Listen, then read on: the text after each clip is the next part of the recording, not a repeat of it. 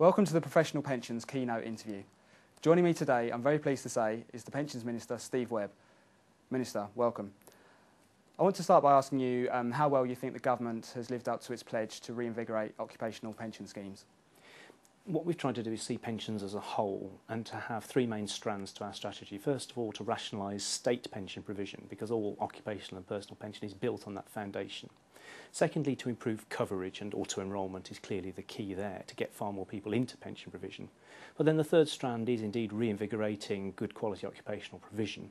And for us, that's partly about reducing burdens. So we've got regulations on employer debt, trying to make it easier for firms. But we're looking at a range of other things as well, looking at whether we can make risk-sharing models easier for people. We recognise that providing pension guarantees is expensive. So are there ways that we can, enable people to have some certainty in pensions as well as the variability of DC?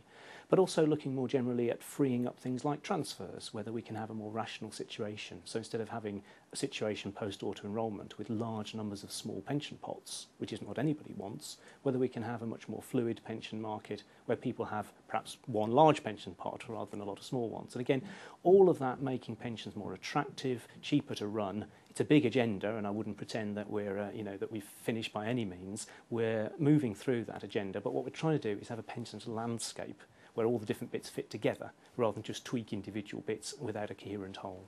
Do the current package of pension reforms, including auto-enrolment and Nest, go far enough to help save the UK pensions landscape?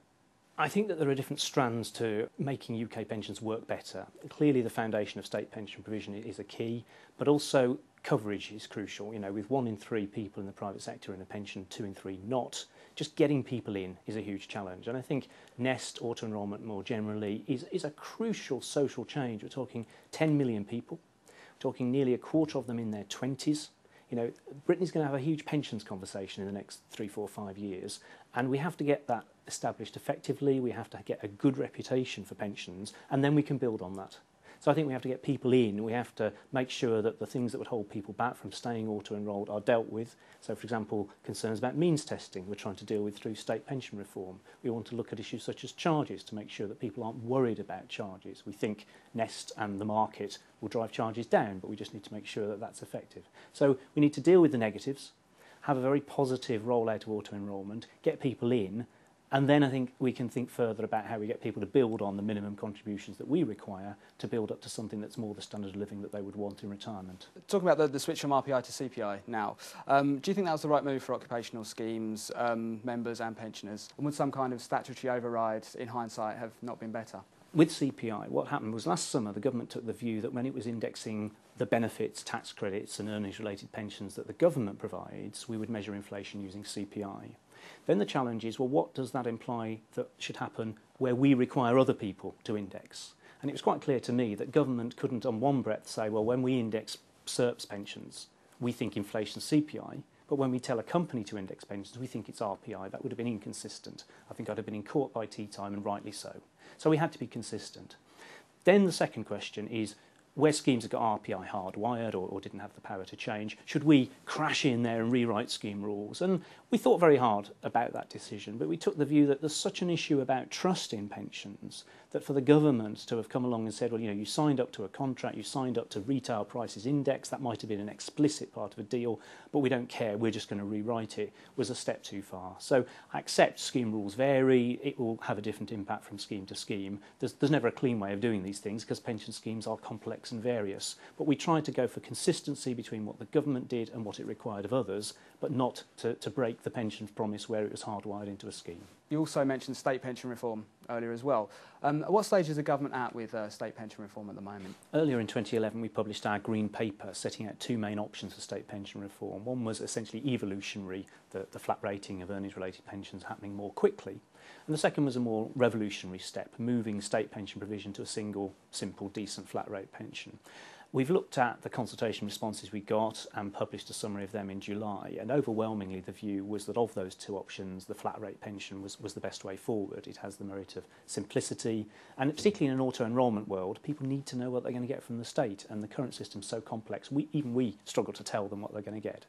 So we're going to look further at those responses, consider within government and across government how to take that forward, but I hope to be in a position to bring forward further proposals when we've had discussions about what people said in response to that consultation, and ideally to bring forward a more detailed proposition, in due course, which we can then consult further on. And from the consultation responses, is there one of the particular two routes that looks like it might be favourable? Of the two options we consulted on, the very strong view that we got back was that the single tier, the flat rate pension, was the preferred one. People felt that that moved much more towards simplicity. They certainly said, they wanted more detail, understandably, because the Green Paper was very high level. So if the proposition were taken further, we'd have to produce something like a white paper with a lot more, facts, figures and numbers and so on, and that's sort of what we're reflecting on at the moment. You've also mentioned about revisiting risk sharing within pension schemes. I was wondering if you could maybe say a bit more about that. One of the things I'm aware in the world of pensions, as in many other things, is that pendulums tend to swing to extremes. And one of the dangers is we might move from a world where people on the whole had guaranteed pensions, a state pension and a final salary or something like that pension, to one where there is great uncertainty associated with pension outcomes, stock market variation, annuity rates and so on. And I think the question would be, we understand that for providers and firms, guarantees are very expensive.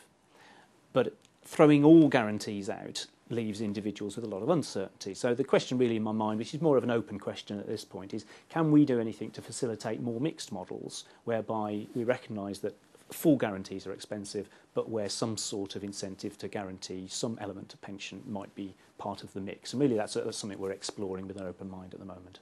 And finally, what do you hope to be seen as the legacy of your career as Pensions Minister? There's a famous saying, what did you do in the war, Daddy? And the answer is, I survived. So certainly, actually some continuity in policy would be a bonus. I know people have felt in the past, I think I have 10 predecessors in the last 13 years. So some chance to see through a consistent vision. And I hope that, after I'm dead and gone, as it were, people will say, well, the department, the coalition put in place a firm, simple, decent state pension, much bigger coverage through auto-enrolment and reinvigorated occupational provision. If we can deliver on those three, I'll die a happy man. Minister, thanks very much for your time. It's been a pleasure talking to you.